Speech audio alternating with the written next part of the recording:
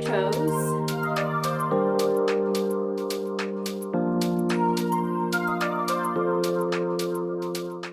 Hi everyone, welcome back to my channel. My name is Juliet and I'm currently a first-year medical student in the United States.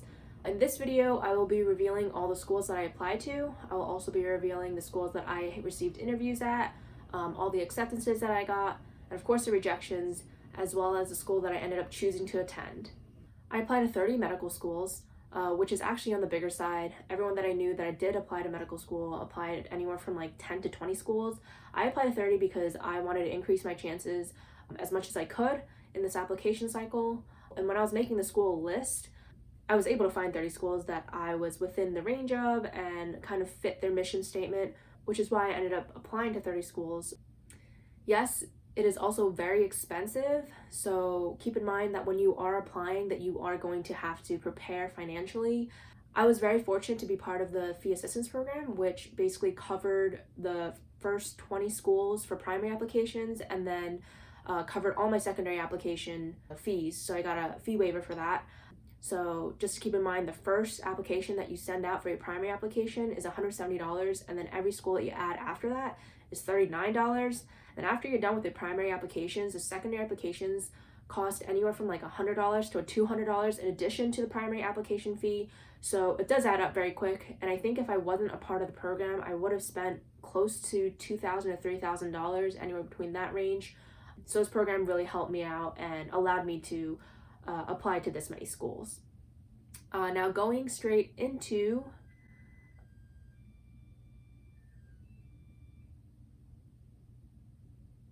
Now without further ado, I will reveal all the schools that I applied to, and instead of me listing them off because there's so many of them, I'm just going to put it right up on the screen for you guys to see.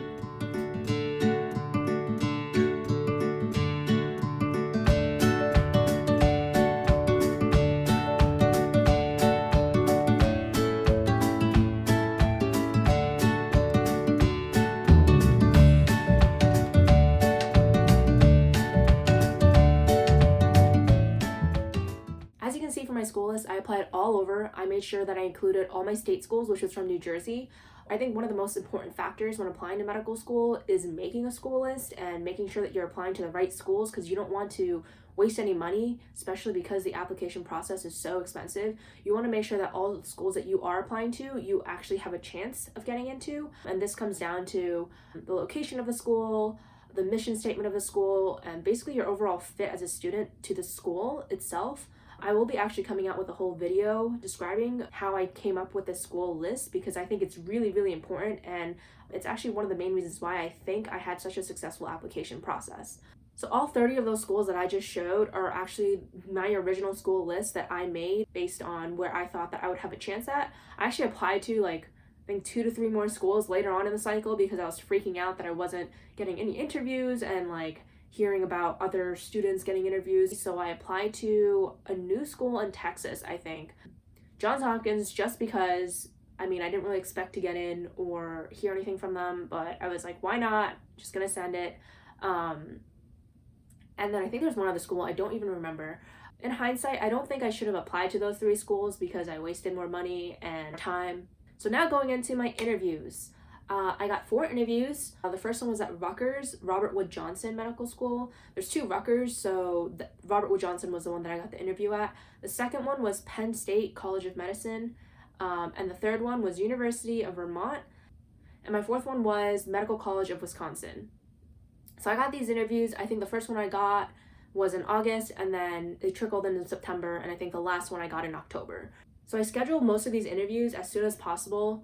The first open date that they had available, I try to take that, because most medical schools are rolling admissions, so the earlier apply and the faster they see you, the higher chances you will have because there's more seats open during that time. I think actually Rutgers, Robert Wood Johnson was the only school that wasn't rolling, to my knowledge at least. So they actually interviewed students up until December, accepted half their class at the end of December, and then continued to have more interviews up until April, and then I think they accepted their class closer to May, June. I'm not too sure about that second half, but so I knew I was in the first group for Rutgers. I knew I was going to find out from them by the end of December, by the end of last year, 2019, whether or not I had gotten an acceptance. And then all the other 3 schools, Penn State, Vermont, and Medical College of Wisconsin, were all rolling. So I didn't know when I would actually hear back. So I scheduled all my interviews by, I think, starting from like September all the way till the end of November or the beginning of November. But I was done with my interviews. I was done with my interviews. I was done with the bulk of my interview stuff. So I was done with my interviews by November, which was actually pretty nice. And so all I was doing by then is just waiting to hear back. And by the end of December, I actually heard back from, of course, Rutgers, because they're not rolling, and then from 2 of my other schools. And from my last school, I actually heard back in the beginning of January.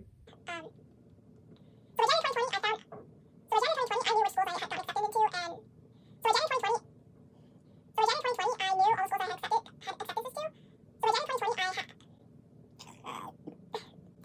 2020, I knew all the schools I had acceptances to. So by January 2020, I had found out all the schools that I got accepted to, and by then I basically knew where I was going.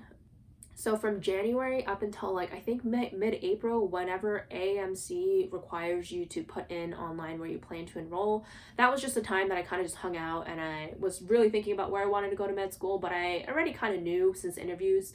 So moving out to acceptances, I received acceptances from 3 out of 4 of the schools that I interviewed at. It was Rutgers, Medical College of Wisconsin, and Penn State. So Vermont was the first school that I heard back from after interviews, and I was waitlisted. And so I was really scared because I thought my interview at Vermont was the best one out of all my interviews so far. So I was like, if I got waitlisted here, I probably got rejected from the other schools. Thankfully, that did not happen, and I was able to receive acceptances at my 3 other schools.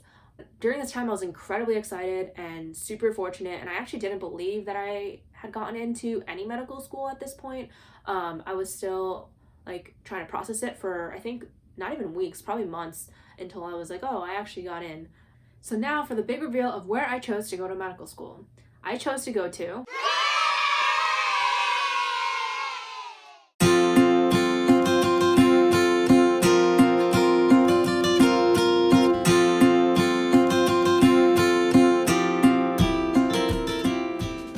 So I ended up choosing Penn State College of Medicine.